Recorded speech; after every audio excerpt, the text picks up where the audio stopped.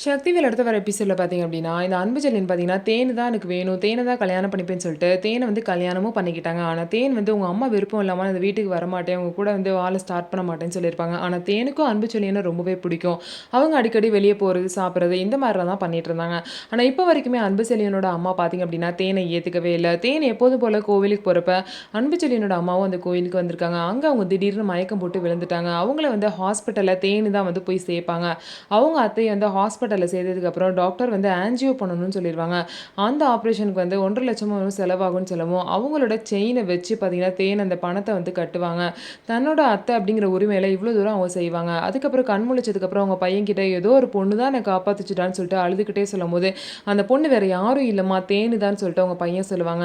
"என்ன மன்னிச்சிரும்மா, உன்ன ரொம்பவே கஷ்டப்படுத்திட்டேன். இனிமே நீ என் வீட்ல தான் வாழணும். நீ என்னோட மருமகன்னு" சொல்லிட்டு தேன வந்து பார்த்தீங்க அப்படின்னா, அவங்க அம்மா வந்து ஏத்துப்பாங்க. இதனால அன்பு, தேனு எல்லாருமே ரொம்பவே சந்தோஷமாயிருவாங்க.